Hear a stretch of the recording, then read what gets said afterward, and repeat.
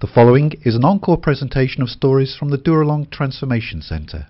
It's Wednesday, so we're joined, of course, by one of the guests from Dooralong Transformation Centre, and today we're joined by Shane. So, good morning to you, Shane. Hey, Phil. Yeah, now look, I can tell just looking at you, the listeners can't, that you're probably one of the youngest guys we've had from Dooralong. Well, what age are you, Shane? I'm 22. Yeah, so are you the youngest there? No, I don't think I am, but I'm one of the youngest ones that's in level 2. Right. Me and a good mate, we're like the same age. And yeah. You're the babies of Dooralong. Yeah. So let's turn the clocks back. We can't turn them too far back with you only being 22, but when did things start going wrong for you, Shane? I started my heavy addiction when I was 13. Yeah. What was your heavy addiction? I'm a poly addict. A poly addict? Yeah, I'm anything and everything. Yeah, it doesn't matter what it is? No, it's bad. But, this is drugs we're talking? Yeah. Pretty much drugs, alcohol, gambling. Oh, is that right? Any kind of drug, whether it be pills, anything. Okay, so it's just like an addictive sort of personality in it. Yeah, very much so. So it's, like you say, it's not just drugs, or any drugs, it's gambling, alcohol, anything like that. Yeah. I actually went to a gambling meeting for the first time about 3 weeks ago, and I found out that if I sit on the pokies, I will use. Is that right? 100% I will use. Yeah. So, I know, at least I know now to stay clear of them. Yeah. We've spoken to a couple of guys from Dooralong who've had sort of the gambling addiction, people like Brett and people like that. And, yeah, it's a big thing, isn't it? It's a major thing. Yeah. You wouldn't think so. No. But just sitting behind a poker machine brings back the noise, and what you'd normally do when you're in addiction is sit on the poker machines for hours. Yeah. I know a lot of people that do, and if I find myself behind a poker machine, I will 9 times out of 10, hands down, will use. Yeah, so you just got to steer clear of that. Yeah, definitely. So going back to the 13-year-old Shane, what was going on in his life that he felt the need to sort of, experimentation's one thing, but you said your heavy addiction started at 13. Yeah. What were you trying to escape from something or find something? I was trying to escape from reality. Yeah. Like, my life wasn't exactly too good. My family's a good family. Like, none of my family's in addiction.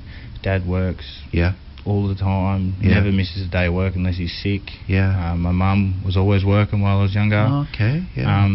But I was diagnosed with ADHD and ADD and OCD when I was 7 or 8 years old. I was quite heavily sedated for those medications. I was on a high dose of Ritalin, dexamphetamine and Concerta. I was on the trial for Concerta, and that messed up my brains pretty quick.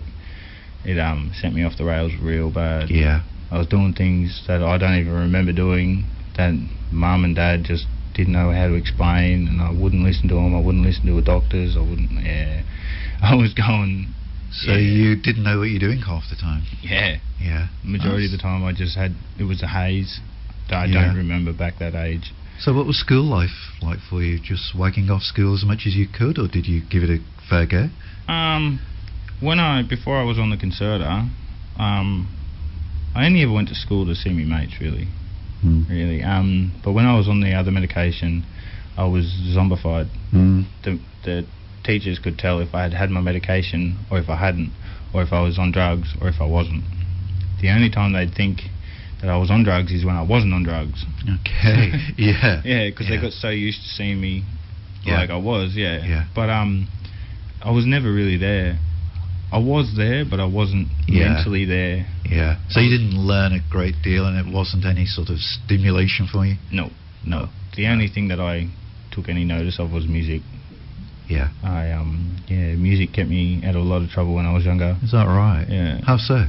I started playing the guitar at a very young age. Yeah. And I was in a band playing the drums and stuff. And that kind of took up. I was using, but I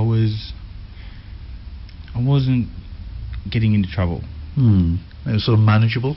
Yeah. If I got angry, I'd go play the drums. if I got sad, I'd play the drums. I'd Yeah. just block out all the emotions Yeah. with music. Yeah. And I actually got quite good at the drums. Yeah. I don't know why I gave them up, to be honest. Yeah. But after it stopped becoming manageable, it just went haywire, and yeah. And you said at 13 your heavy addiction started. So what would a day in your life be like when you were 13? You wake up in the morning. I'd roll out of bed. I was living at a mate's house. Mm. I'd roll over, and I'd use within the first 5 minutes. And this is the age of 13. Yeah. Wow. Yeah. I grew up in Raymond Terrace. Yeah. It's not the best of places to grow up, to be honest. Yeah. Every second house uses drugs. If not, 1 in every 3 don't. Right. So yeah, it was quite rough growing up. It wasn't the most cleanest or anything like that. And I wasn't using the best of ways. So you get up in the morning, start using straight away. You go to school and you'd be completely out of it. Yeah. After a while, people wondering why my moods were changing so much. Some of my friends, they had an idea. They knew I was smoking a lot of pot, but they didn't know that I was using other stuff and how I was using it. Once, one of my closest friends, Jack, he found out by me being pretty careless one day, and we haven't really spoke to each other since. But I think I'm gonna try and rebuild that friendship, because he was looking out for you. He was my rock. Yeah. He was my So this is 13 and things are not getting any better as you're becoming a normal teenager, 15, 16, 17. Yeah. I hit 16. Like, it was pretty much the same every day up until about 16, and then I started using opiates, and I was riding a lot of motorbikes, so I gave up the music, started going towards motorbikes. Not a good combination, is it? Drugs and motorbikes? Yeah, major problem. Major problem. Yeah. I got into a bit of trouble when I was about 17, 16, 17. I got DUI on a motorbike. Yeah. Riding on the footpath, being silly buggers. There's an obvious question here, Shane, and I thought, I'll be rude and ask you. Where were you getting your money from? You got motorbikes, you're doing sort of all the drugs. Where's the money coming from? Crime. A lot of crime. I was selling drugs at a very young age to support my own habit, and for some strange reason I thought I was doing good. Yeah. I thought I was doing the right thing, because I wasn't messing with the drugs. I was getting it off people, and then I was giving other people good drugs. So I thought I was doing the right thing. Yeah. When really I'm just destroying people's lives, like completely destroying their lives. But you didn't realise it at the time? No. It's not the way your mind was thinking. Yeah, and I thought, I'm not messing with the drugs. No. I thought, I'm doing the right thing. Yeah, I'm just a businessman. Yeah. I'm the middleman. Yeah, that's pretty much it. I thought, yeah. Oh, wow. So you've got your motorbike, drugs are a huge part of your life. You're 17 or 18, you're in trouble with the police. It's not really a good story, is it? No. Yeah. I ended up going to court, and I had to sell my motorbike. Yeah. I didn't really want to do that, but if I didn't sell the motorbike, they were going to take it. Yeah. So I had to sell that, and I stayed off the radar for a little while until I turned 18. And you're only 22 now, so this is only 4 years ago, isn't it? Yeah. It's very recent. Yeah. Yeah. It's still very promptly in my head. Yeah, I've tried to block a lot of it out. Yeah. But going to Dooralong and talking about it and everything, it's coming back to me. What about mum, dad, and I know you've got brothers as well. Where were they at this time? Had you sort of distanced yourself from them, sort of alienated yourself from them? Very much so. Yeah. I blocked myself from their life from a very young age, from about 13. I thought my mum was my worst enemy. I thought, mum's just trying to stop me from doing what I'm doing, and I'm just trying to survive. So what was Mum doing? She was... She rang the police on me. Did she? Yeah, she got me locked up at one stage. I did something I'm not so proud of to my brother, and he didn't talk to me for a very long time there. Yeah. I couldn't go home because of it. Mum had to sell her house because of it. Yeah, it just... So when they say that drug taking doesn't just affect the user, it affects the family, it's true, isn't it? Oh, 100%. You might not think it at the time that it, you know, I'm using myself, I'm only hurting myself. Yeah. But it completely demolishes people around you. Yeah. It destroys them. And that leads to feelings of guilt and sort of no self-respect and things like that, I guess. You lose all self-respect when after it, like, you might think being a drug addict is manageable. You might think you're going to work, you're paying your bills, you still have a house, you still have a car, you still have toys, this and everything else, but you might have that stuff, but the people that are around you and can see your life spiraling downhill, and like once you lose everything, you just start taking it out on everyone that's around you, especially the people that are closest to you. And that must be sort of awful for Mum in that situation, to see the child that she gave birth to and loves, you know, more than herself probably, to see him sort of destroying his life. It must be heartbreaking for a Mum in that situation. It would be. Yeah. I still don't know the full extent of what I did to my mum. I know that she ended up going to hospital with panic attacks, and she was freaking out. She couldn't do anything to stop me. I didn't want to help. Dad just stopped talking to me. Yeah. Like, he didn't want nothing to do with me. My brother and sister, I haven't spoken to my sister in 8 years because she's seen what was happening, and which kind of was a really good thing in a way for her not to worry about me. She just kind of blocked me out, which was really good. So you, at the age of sort of 18, 19, you're pretty much on your own. Yeah. My family didn't really want to know me. No. I thought, you know, people that I was with, I thought they were my best mates. You know, I thought they'd do anything for me. Oh man, I thought I could take them anywhere, do anything. I thought we could conquer the world with them. You know. I went to jail 3 days after my 18th birthday. I did my first stint in jail. Not one of them come and visited me. They were in it for what they could get out of it. Oh, definitely. They only wanted me around because they knew I could get anything. Yeah.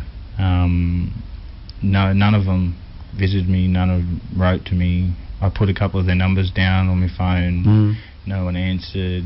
I kind of gave up on everything. I just didn't bother anymore.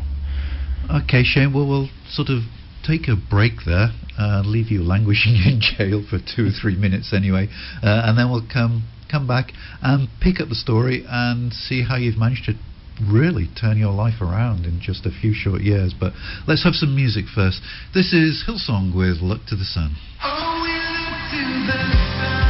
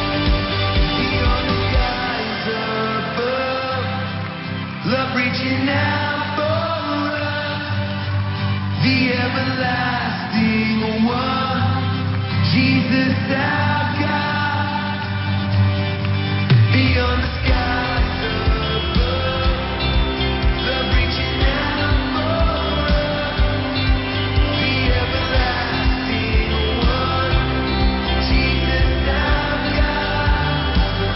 Oh, we look to, hey, come on.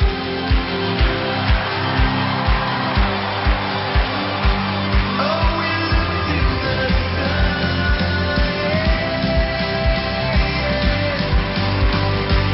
Oh, we look to the sun. Set eyes on our Savior. See the image of love. Sing His praises forever. Oh, we look to the sun.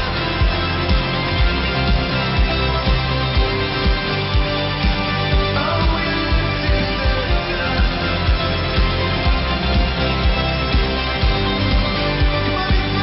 Tired of thinking what to buy your family and friends for Christmas? Take a look at Resources for Ministries' great Christmas gift ideas for all ages with meaning and purpose.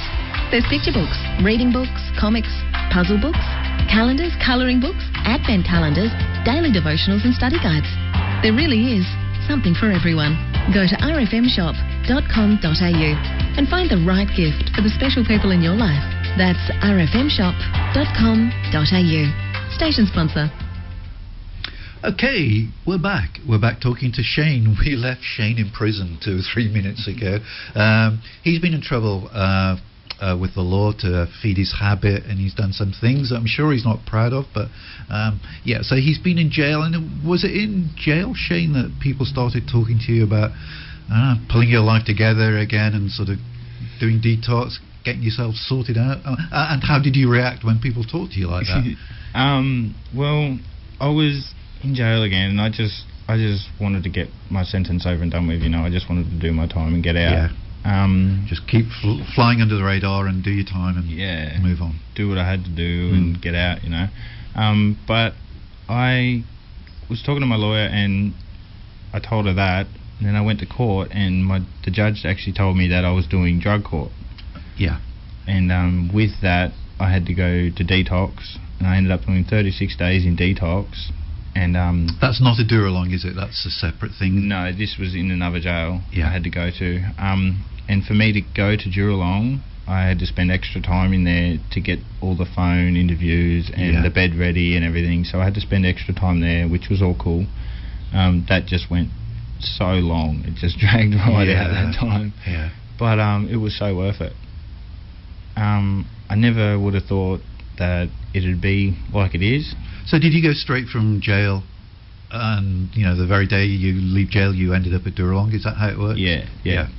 The only bit of freedom I had by myself was walking out of the doors from the courthouse to the car that Simon, the caseworker, picked me up and drove me out to Dooralong. So I had no idea what I was expecting. I've never seen any photos. No one had ever. People had only told me that, oh, you know, you're going to a 5-star resort. Yeah. You knew it was run by the Salvos? I had an idea that it was run by the Salvos, but I didn't know what I was in for. And you sound as if you weren't really that interested either. No. You were just ticking a box. Yeah. It was more or less, that's what the judges told me to do, so I'll do it. Yeah, serve the time. Yeah, find an address and get out, because I can't leave without an address. After a while of being there, I just gave up I just didn't even want to get an address. I want to get my life together and do it for myself so I could be there for my kids. But that didn't happen immediately, did you? You weren't you weren't a model guest straight away. There was a bit of resistance there. Yeah, it was quite a bit of resistance. Yeah, so it was a bit of a bumpy ride. Yeah, it started off, it was a very bumpy first 2 months. Yeah.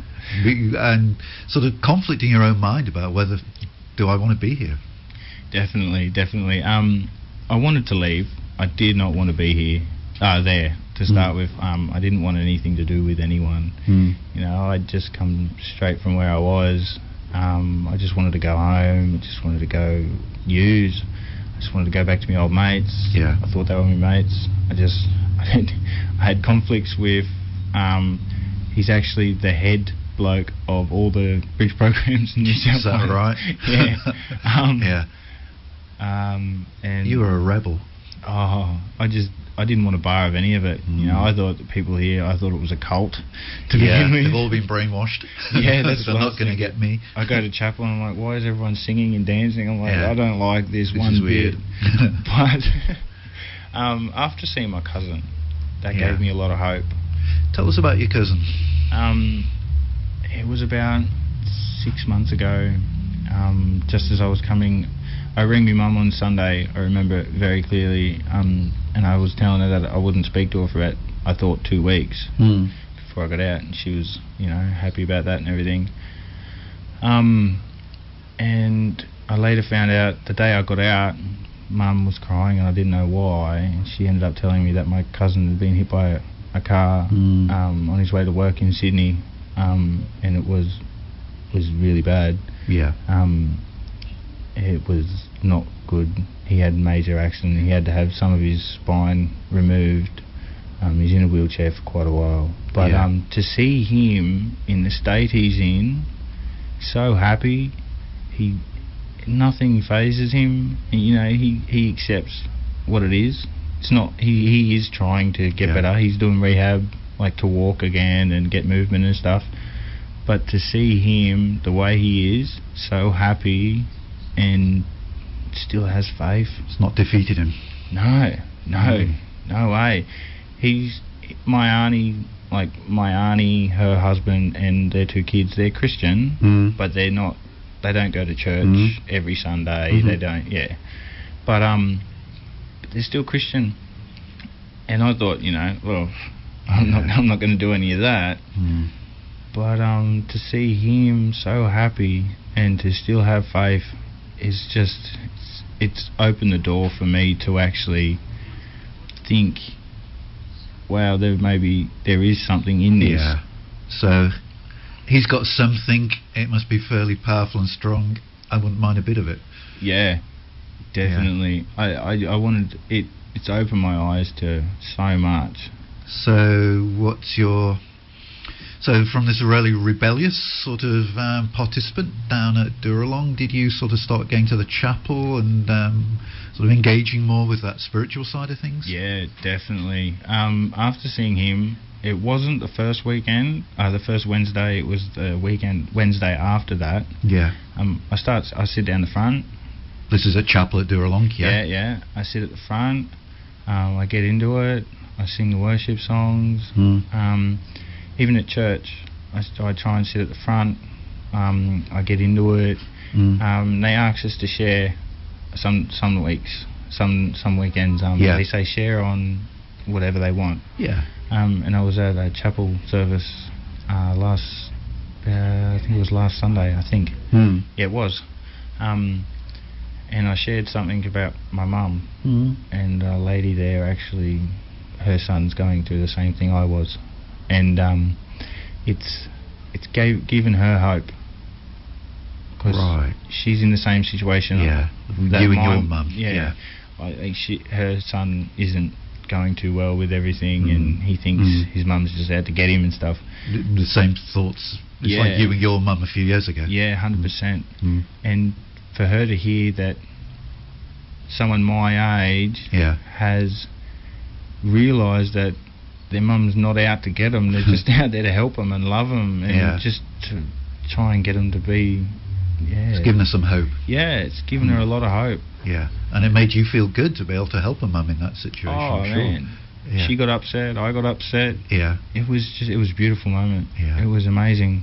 And I know from what you were telling me earlier that you've been quite, I won't say greedy, but you've done lots of Christian courses. You've done, you're doing one at church at the moment, but you've done Alpha and Yeah, I'm in the middle of doing Alpha, and I love it. It's just opened so many more doors. Yeah. I'm doing Starting Point.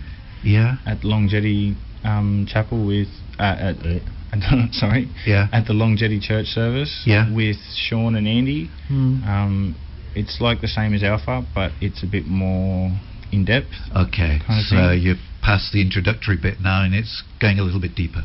Yeah. Ah, super. I get a lot out of both of them. Yeah. It's kind of it's both based around the same thing. Of course. But I don't know, it just opens more doors, and it gives me more questions to ask, Yeah. and I get the answers there. Yeah. So, how are you and this power we call God? How are things travelling for you? We've got a really good relationship now. Yeah. I pray every morning. Yeah. It's so strange. 6 months ago, I never would have thought I would have been doing this. It's like man. another person. Oh, completely different. But Yeah. I live for it now. I want to do it. It's not because I have to. I want No. to do it.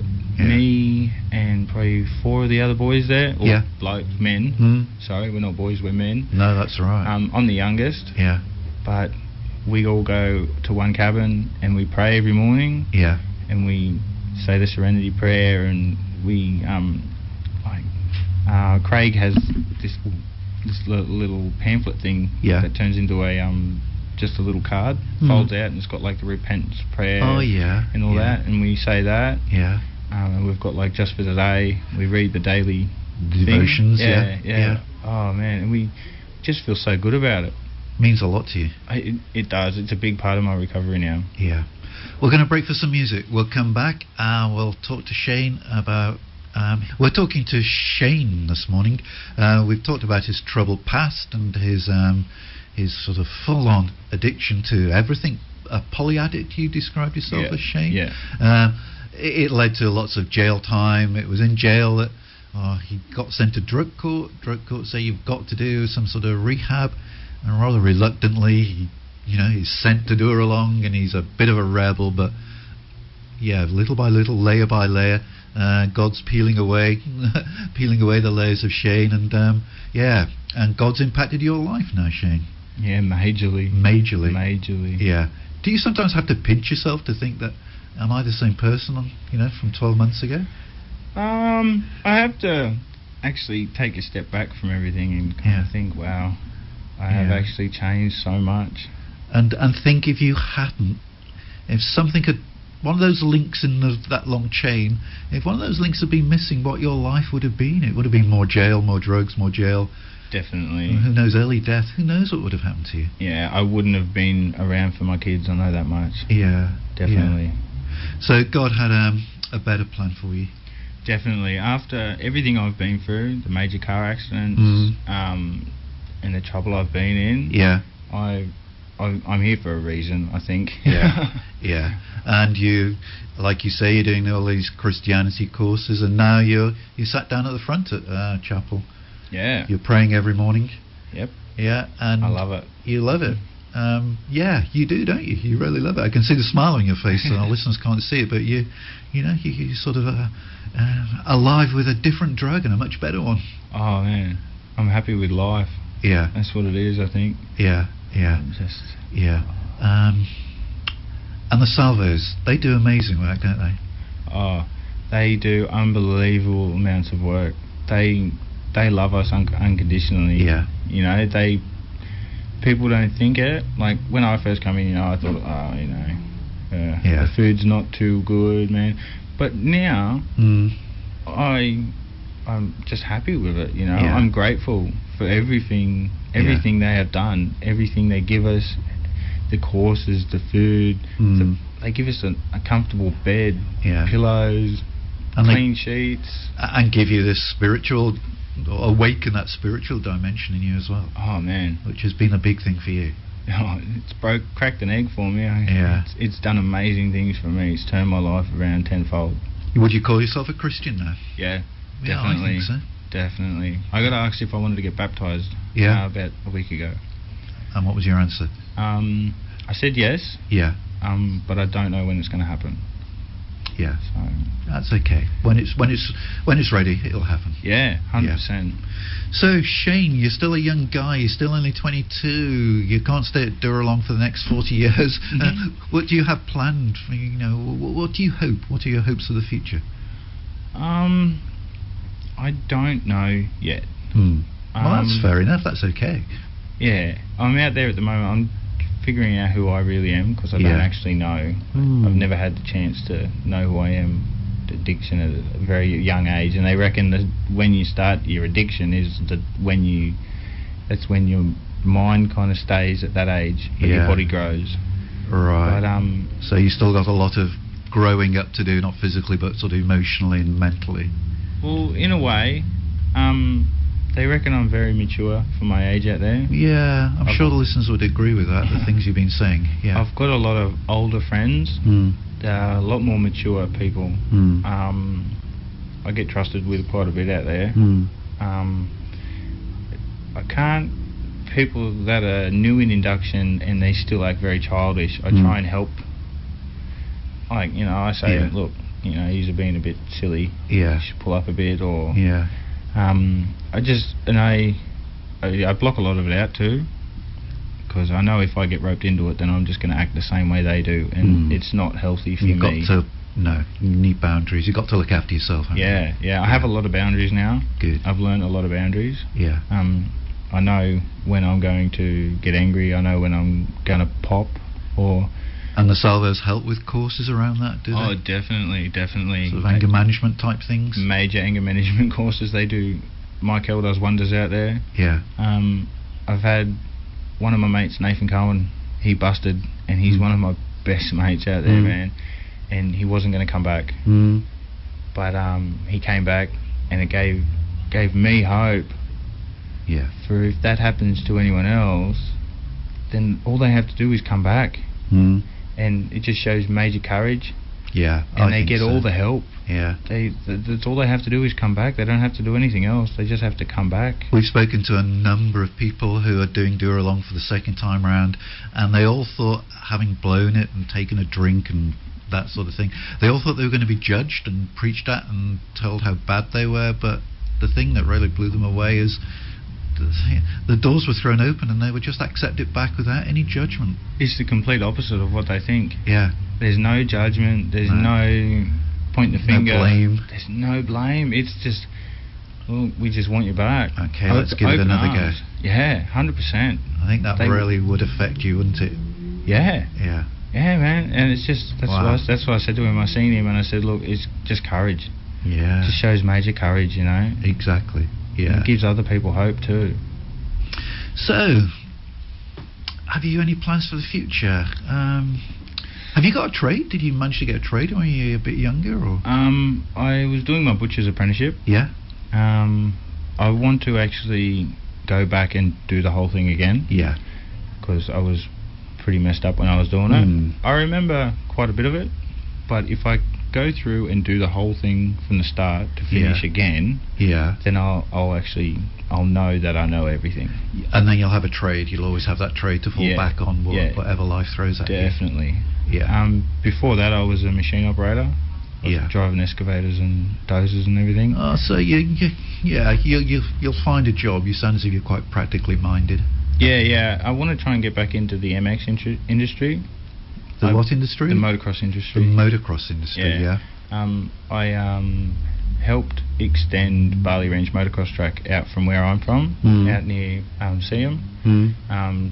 Doubled it, nearly tripled it in size, Oh, and wow. now they do MX nationals out there. Yeah. So they do like world races out there. Wow. Yeah. So there are a few possibilities moving forward. Yeah, definitely. Let's just finally wrap things up, Shane. You've mentioned your mum and your brother, your sister, your dad. I think you mentioned your children as well. How are things with your family? Because you spent a long time distancing yourself from them. How are things now for you? They're going really well. Mm. I haven't really been there all that much Mm. for any of my family. If I was there, I was never there. Mm. Like, I wasn't mentally there. Like, I was always zonked out. Yeah. Even when I'd never miss seeing my kids. I'd always go out of my way to see my kids. Mm. But I was always under the influence of something. So you weren't able to enjoy them as a dad. Yeah. I'd be happy and this, that and everything else, but being sober and playing with my children, Yeah. oh man, it just brings you so much joy It's a and delight. happiness. Oh man, there's no words to explain it. It's Mm. just absolutely amazing. And then you'd have missed those delights because if you were on drugs, you wouldn't get them. Yeah, you don't. They go straight over your head. Yeah. It's bad. So you enjoy dad time. Oh, without a doubt, hands down, it is one of the best things I look forward to at the end of a week. Yeah. I go home every fortnight, and Yeah. the first thing I do is go straight down into they have a whole rumpus room to themselves. Yeah. They just run wild in there. Yeah. Oh, It's a good time. Oh, there's no words for it. You're not going to jeopardize that time with them. Definitely not. No. And God sounds as if He's got His hand upon your shoulder in all the things that have happened to you as well. Yes. Yeah. He has helped me so much. It's a higher power, but I know my higher power to be God. Yeah. He's the Son, the Father, and the Holy Spirit in my eyes. He is everything wrapped into one. It's amazing to hear you talk like that, Shane. It's really inspiring as well. I'm sure our listeners will agree that here's a young lad, 18-year-old, doing jail time, serious crime, and now you've got Christ in your life, and you're just loving life. Oh, there's no words to explain how I feel at the moment. Just to share my word, it just gives me happiness. Let's just finish off where you say sharing your word. If we could just perhaps finish off, if there's another 13-year-old out there, is there anything you could say to either him or his mum and dad that they might learn from where you went wrong? If there's anyone out there listening that was my age and is in addiction, just stay strong. Stay strong. You will get it eventually. It will dawn over you that you need help, and there is help out there. Just need the courage to reach out. Yeah. The strength and the courage and the wisdom. Yeah. Everything, faith. Have faith. Please have faith. Yeah. Just don't give up. Please don't give up. Good message. Look, it's been an absolute delight talking to you, Shane, this morning. We just pray God's continual blessing on your life, on your children's life, on your whole family's life. And He's had His hand on your shoulder during the past few years, I'm sure, and He's not about to let you go. You've been listening to an encore presentation of the Dooralong stories, which can be heard live every Wednesday at 10 a.m. and repeated at 8 p.m. Sunday and 1 a.m. Wednesday, right here on 94.9 rema.cc.